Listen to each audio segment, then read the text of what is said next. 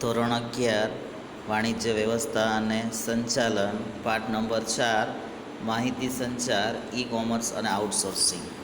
હવે આપણે જ્યાંથી બાકી છે ત્યાંથી આપણે એની શરૂઆત કરીએ.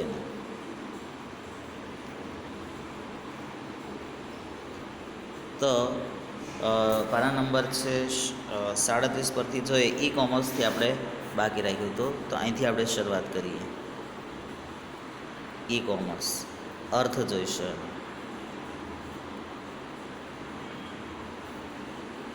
તો ઈ કોમર્સ એટલે કે ઇલેક્ટ્રોનિક કોમર્સ. ઈ કોમર્સ એટલે શું? ઇલેક્ટ્રોનિક કોમર્સ, જેમાં ઇલેક્ટ્રોનિક ઉપકરણ તેમજ માધ્યમોના ઉપયોગ વડે કરવામાં આવતો વેપાર એટલે શું કહેવામાં આવે છે? E commerce. ફરીવાર આપણે જોઈશું ઇલેક્ટ્રોનિક કોમર્સ, જેમાં ઇલેક્ટ્રોનિક ઉપકરણો તેમજ માધ્યમોના ઉપયોગ વડે કરવામાં આવતો વેપાર. આ ઈ કોમર્સમાં વેપારની પ્રક્રિયામાં આપણે જોઈશું ખરીદ વેચાણ, વિજ્ઞાપન, અન્ય ઉત્પાદનો સાથે સરખામણી, નાણાંની ફેરબદલી વગેરે ઇલેક્ટ્રોનિક ઉપકરણ વડે થાય છે. તો ઈ કોમર્સમાં વેપારની પ્રક્રિયામાં ખરીદ વેચાણ, વિજ્ઞાપન, તદુપરાંત અન્ય ઉત્પાદનો સાથે સરખામણી, નાણાંની ફેરબદલી વગેરે ઇલેક્ટ્રોનિક્સ ઉપકરણો વડે થાય છે. આ માટે આપણે જોઈશું ઇન્ટરનેટ, કોમ્પ્યુટર નેટવર્ક, ઈમેલ સેવા, bank credit card, debit card જેવા માધ્યમોનો ઉપયોગ કરવામાં આવે છે. શેમાં? તો કે ઈ કોમર્સમાં. ઈ કોમર્સને કારણે ધંધાકીય એકમો ખરીદ વેચાણ, માલની ડિલિવરી તથા નાણાંની ચૂકવણીના કાર્યો સરળ બન્યા. શેને કારણે? તો કે ઈ કોમર્સના કારણે ધંધાકીય એકમો દ્વારા શું સરળ બન્યું? તો કે ખરીદ વેચાણ, માલની ડિલિવરી તથા નાણાંની ચૂકવણીઓ જેવા કાર્યો કેવા બને છે? સરળ બન્યા. પરિણામે વસ્તુઓનું ઉત્પાદન ખર્ચ અને વેચાણ ખર્ચ પણ ઓછા થયા. શેનો ખર્ચ ઓછા થયા? પરિણામે વસ્તુનું ઉત્પાદન ખર્ચ અને વેચાણ વિતરણ ખર્ચ પણ ઓછા થયા. ગ્રાહકોને ખરીદી કરવામાં લાગતો સમય અને ખર્ચમાં શું થયો? ઘટાડો થયો. આમ ઈ કોમર્સના ઘણા બધા ફાયદાઓ છે. ઈ કોમર્સના કારણે પરંપરાગત વ્યવસાયની પદ્ધતિઓની તુલનામાં ખરીદ વેચાણની પ્રક્રિયા ખૂબ જ સરળ અને ઝડપી બની. કેવી બની? પ્રક્રિયા ખૂબ જ સરળ અને ઝડપી બની. શેને કારણે? તો ઈ કોમર્સને કારણે. ઈ કોમર્સની મદદથી કોઈપણ સમયે અને સ્થળે વ્યવસાય કરી શકાય છે. આ એનો અગત્યનો મુદ્દો કે ઈ કોમર્સની મદદથી કોઈપણ સમયે અને કોઈપણ સ્થળેથી વ્યવસાય કરી શકાય છે.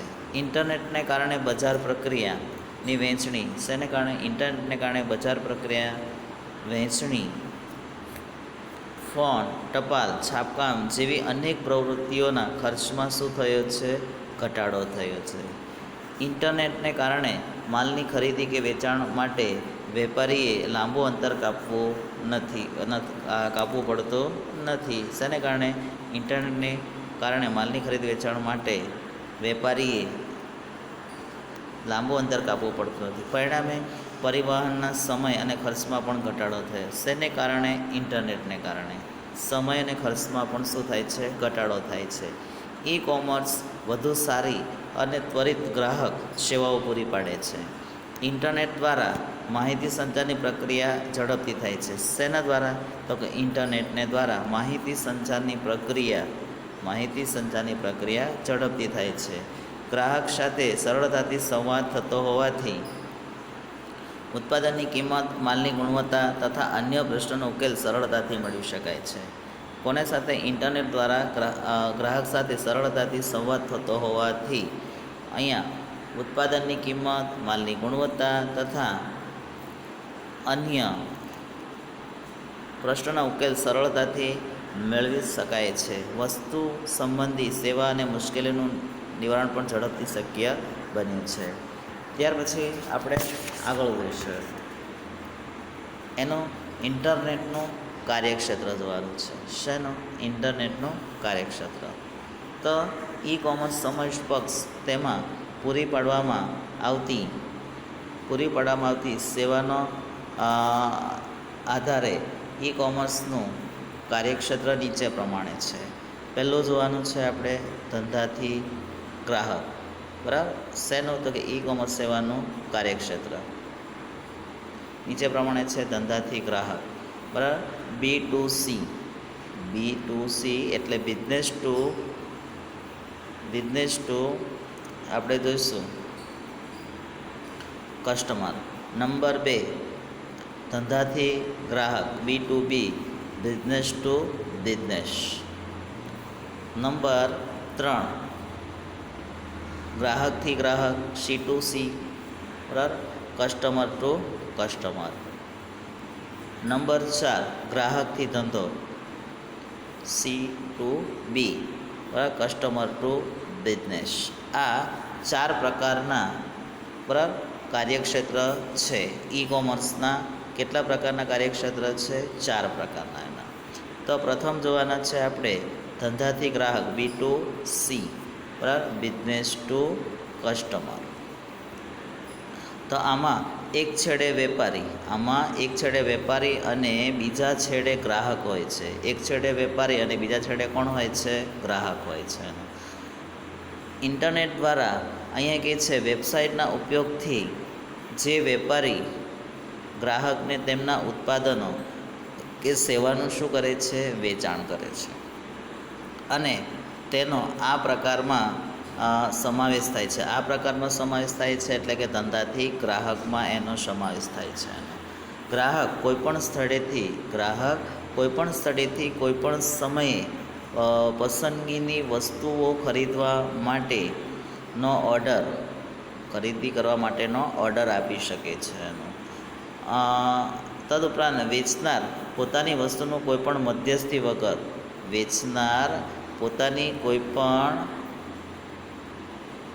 મધ્યસ્થી વગર સીધું વેચાણ ગ્રાહકને કરે છે. કોને કરે છે? ગ્રાહકને કરે છે. ખરીદનાર એક સ્વતંત્ર ગ્રાહક છે. ઓનલાઈન ખરીદી દ્વારા આ વેપારનું ઉત્તમ ઉદાહરણ છે. ઉત્તમ ઉદાહરણ એટલે કે ધંધાથી ગ્રાહકનું. આ પ્રક્રિયામાં ખરીદ વેચાણની પ્રક્રિયા ઝડપી સરળતાથી થતું હોવાથી તે ખૂબ જ પ્રચલિત છે. અને વસ્તુના છૂટક વેચાણ ઉપરાંત B2Cના ઓનલાઈન બેન્કિંગ, પરિવહન એટલે વાહન વ્યવહારની સુવિધા જેવી અનેક સેવાઓનો સમાવેશ કરવામાં આવ્યો છે. તો આપણો ધંધાથી ગ્રાહક તમને ખ્યાલ આવી ગયો છે એનો. હવે ધંધાથી ધંધો B2B બિઝનેસ ટુ બિઝનેસ આપણે જોવાનું છે. તો આ પ્રકારમાં બંને પક્ષો ધંધાદારી એકમો કે વ્યવસાય હોય છે. કોણ હોય છે? ફરીવાર આપણે જોઈશું કે આમાં સામેલ બંને પક્ષો ધંધાદારી એકમો કે વ્યવસાય હોય છે. આજના સ્પર્ધાત્મક યુગમાં ધંધાદારી એકમોએ એકબીજા પર અવલંબિત રહેવું પડે છે. શેના પર રહેવું પડે છે? એકબીજા પર અવલંબિત રહેવું પડે છે. B2B વેપાર આ અવલંબનને કે છે સરળ અને અસરકારક બનાવે છે. કેવું બનાવે છે? સરળ અને અસરકારક બનાવે છે. અને પોતે પુરવઠા વિતરક કે અન્ય મધ્યસ્થીઓ સાથે કઈ રીતે સ્થાપના કરે છે? ઈ સંબંધ એટલે ઇન્ટરનેટ સંબંધની સ્થાપના કરે છે. સામેલ થયેલા વ્યવસાયો વચ્ચે વધુ પારદર્શક અને કાર્યક્ષમ તો કે સામેલ થયેલા વ્યવસાયો વચ્ચે વધુ પારદર્શકને કારણે કાર્યક્ષમતા પ્રાપ્ત કરી શકે છે. B2Bની મદદથી વેપારીઓની સામાન્ય વ્યવસાયિક પ્રવૃત્તિઓ જેવી કે પુરવઠાનું વ્યવસ્થાપન, માલના જથ્થાની યાદીનું વ્યવસ્થાપન, ચૂકવણીનું વ્યવસ્થાપન વગેરે ના કાર્યક્ષમતામાં શું થાય છે? વધારો થાય છે. ત્યાર પછી ત્રીજું કાર્યક્ષેત્ર જોવાનું છે ગ્રાહકથી ગ્રાહક C2C, કસ્ટમર ટુ કસ્ટમર. તો આ પ્રકારની વ્યવસ્થામાં ગ્રાહકથી કોણ હોય છે?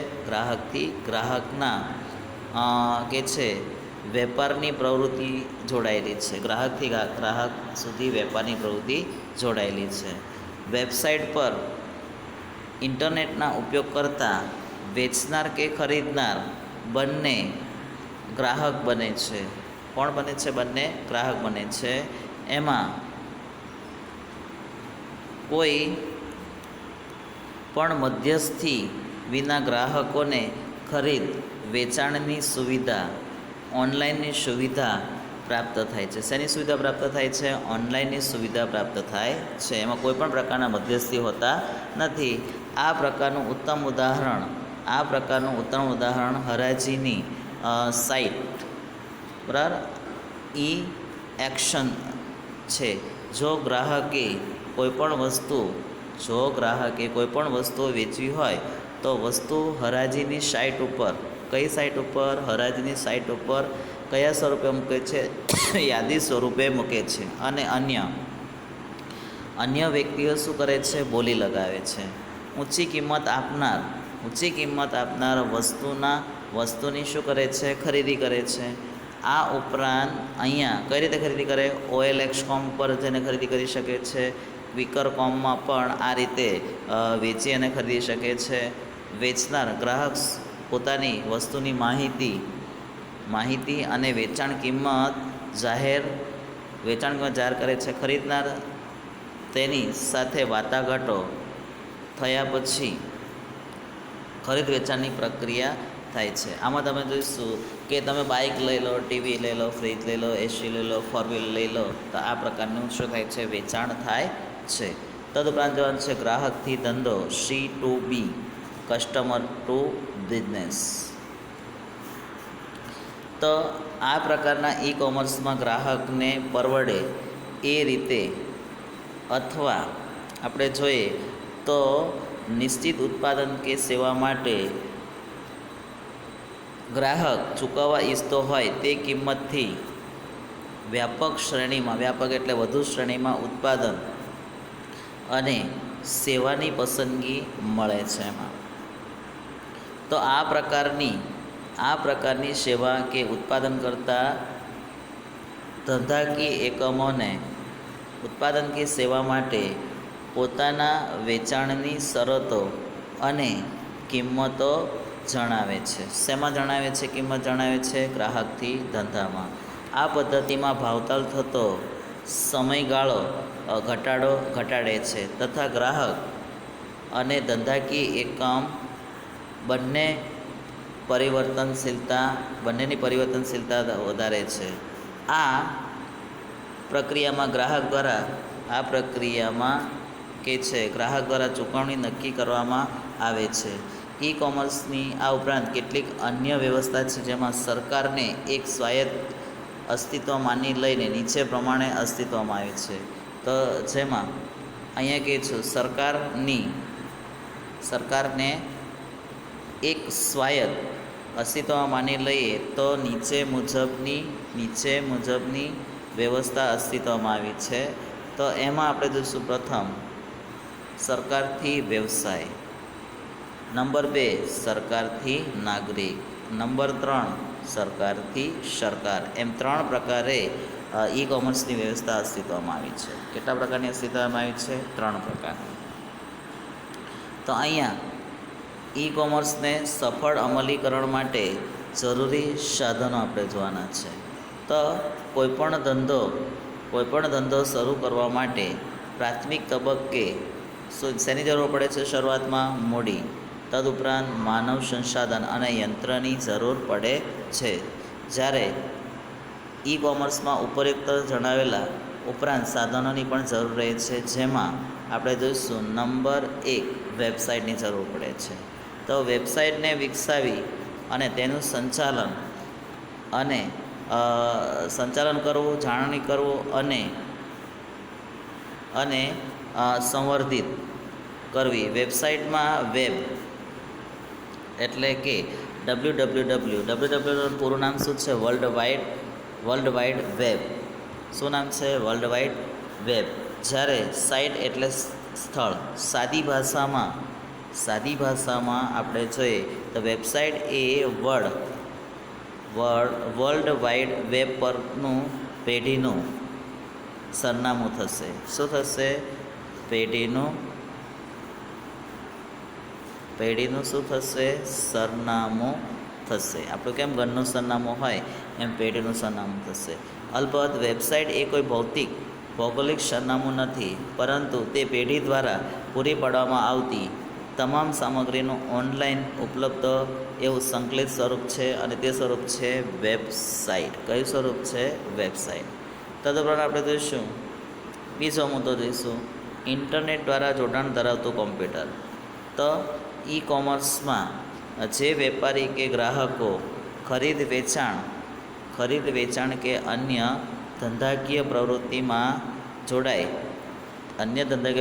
જોડાય તો તેઓ કોમ્પ્યુટર્સ ઇન્ટરનેટ નેટવર્કથી જોડાયેલા હોવા જોઈએ. શેના જોડાયેલા જોઈએ? કોમ્પ્યુટર ઇન્ટરનેટથી જોડાયેલા હોવા જોઈએ.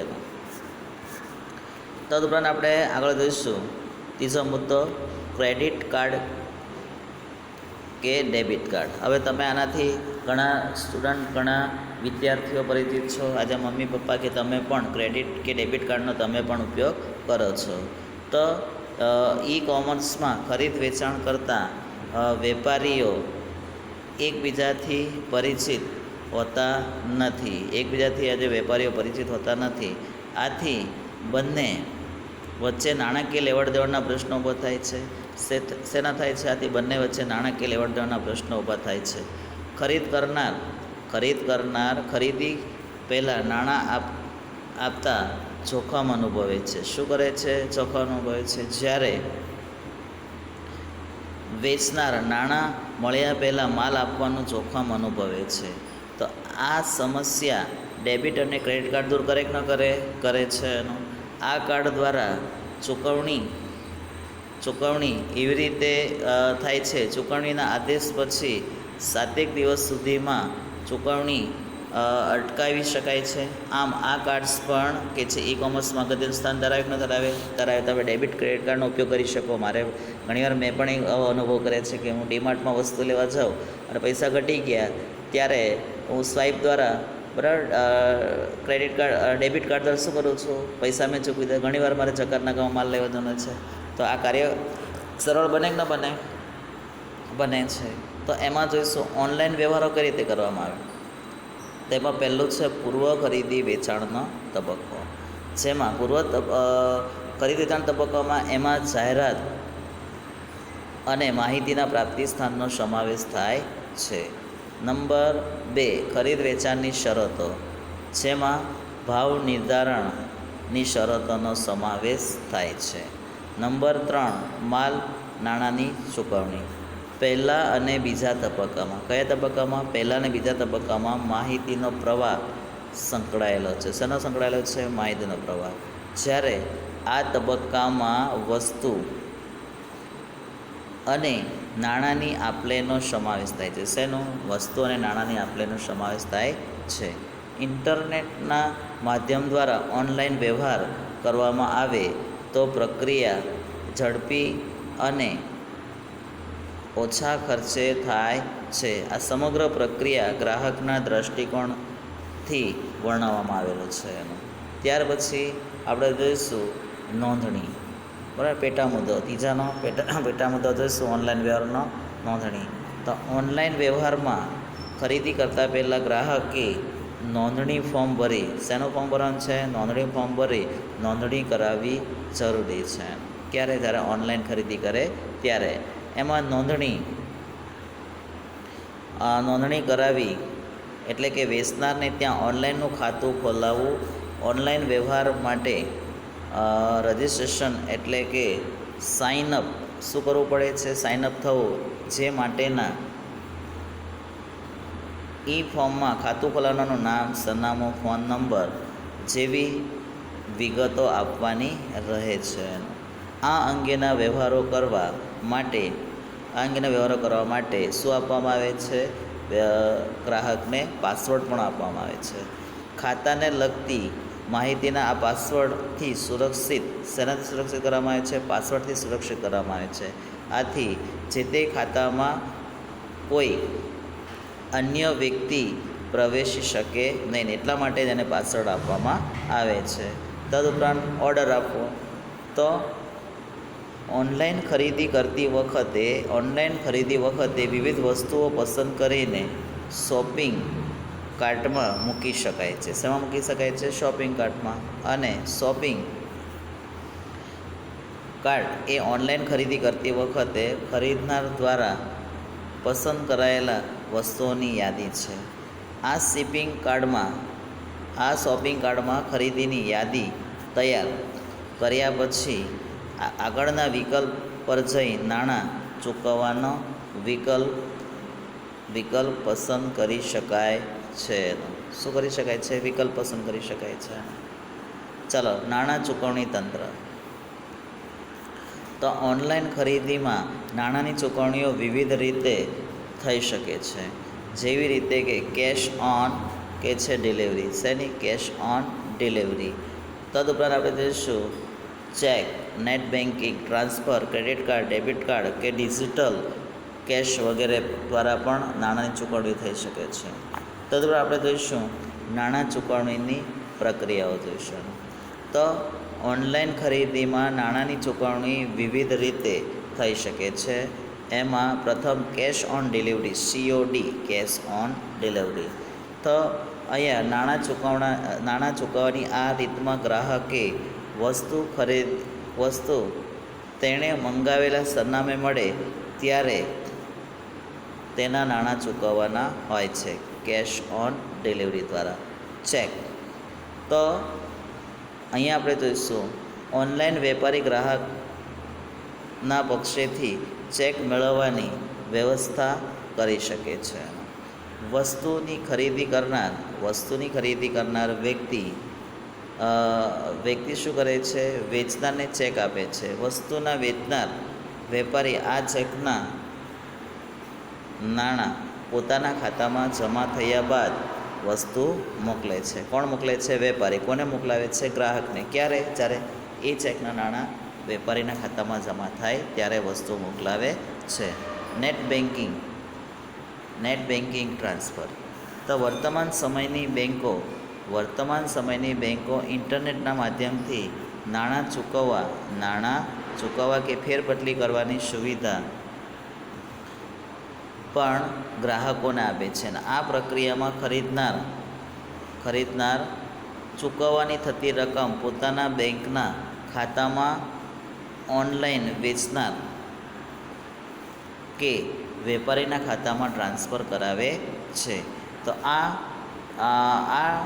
નાણાં ટ્રાન્સફર થયા પછી માલ મોકલાવવામાં આવે છે. તો આ કયું થયું? તમારું નેટ બેન્કિંગ ટ્રાન્સફર. ત્યાર પછી જોઈશું ક્રેડિટ કાર્ડ અને ડેબિટ કાર્ડ. તો આ પ્રકારના કાર્ડને પ્લાસ્ટિક નાણાં તરીકે, કયા કાર્ડને પ્લાસ્ટિક કાર્ડ તરીકે? ડેબિટ અને ક્રેડિટને પ્લાસ્ટિક નાણાં તરીકે ઓળખવામાં આવે છે. આ કાર્ડ્સ ઓનલાઈન નાણાકીય વેપાર માટે બહોળા પ્રમાણમાં ઉપયોગમાં લેવામાં આવે છે. તદુપરાંત આપણે જોઈશું કે ક્રેડિટ કાર્ડ આપનાર અન્ય બેંક કાર્ડ ધારકોના શાખ પર ખરીદી કરવાની સુવિધા આપે છે. અને કાર્ડ ધારકે અહીંયા ઓનલાઈન વેપારીને ચૂકવવાની રકમ સંબંધિત અને બેંકને શું કરે છે? ચૂકવી આપે છે. પછી નિર્ધારિત સમયમાં કાર્ડ ધારક આ બેંકને ચૂકવી આપે છે. કાર્ડ ધારકને હપ્તેથી પોતાની સગવડ મુજબ નિર્ધારિત સમયમાં નાણાં ચૂકવવાની સ્વતંત્રતા છે. ડેબિટ કાર્ડ ધરાવતું, કેશ ક્રેડિટ જોયું, હવે જોઈશું ડેબિટ કાર્ડ ધરાવનાર વ્યક્તિ બેંકના ખાતામાં નાણાં જેટલી ઓનલાઈન ખરીદી કરવાની સુવિધા મળે છે. ડેબિટ કાર્ડ મારફતે ઓનલાઈન વ્યવહાર સરળ બને છે. શેનાથી? ડેબિટ કાર્ડ મારફતે ઓનલાઈન વ્યવહારો સરળ બને છે. તરત જ કાર્ડ ધારકના ખાતામાં તેમની રકમ શું કરવામાં આવે છે? ચૂકવાય છે. હવે જોઈશું ડિજિટલ કેશ. તો આ પ્રકારનું ખાતું કયું છે? ઇલેક્ટ્રોનિક ચલણ છે. ડિજિટલ કેવું છે? ઇલેક્ટ્રોનિક ચલણ, જે માત્ર સાયબર સ્પેસ ઇન્ટરનેટ વિશ્વમાં જ કે છે અસ્તિત્વ ધરાવે છે. આ પ્રકારનું ચલણ ભૌતિક અસ્તિત્વ કે સ્વરૂપ એનું હોતું નથી એનું, પરંતુ બેંકના ગ્રાહક વાસ્તવિક ચલણને ઇલેક્ટ્રોનિક્સ સ્વરૂપે વાપરવાની સુવિધા પૂરી પાડે છે. ગ્રાહક બેંકને જરૂરિયાત મુજબ ડિજિટલ કેશ જેટલા નાણાં વાસ્તવિક નાણાં ચૂકવવાના રહે છે. ત્યારબાદ કેશનું ફોર્મ સંભળાવતી બેંકને વિશિષ્ટ સોફ્ટવેર પણ મોકલાવે છે. જરૂરિયાત મુજબ ડિજિટલ કેશ જેટલા ત્યારબાદ કોમર્સનું ફોર્મ સંભળાવી ગ્રાહકને એક વિશિષ્ટ સોફ્ટવેર મોકલાવે, જેના મારફત ગ્રાહકના ખાતામાંથી ડિજિટલ કેશ મેળવી શકાય છે. ઓનલાઈન ખરીદી માટે ડિજિટલ ભંડોળ પણ વાપરી શકાય છે. તો અહીંયા બાકીનો જે છે એ હવે આપણે કાલે જોઈશું.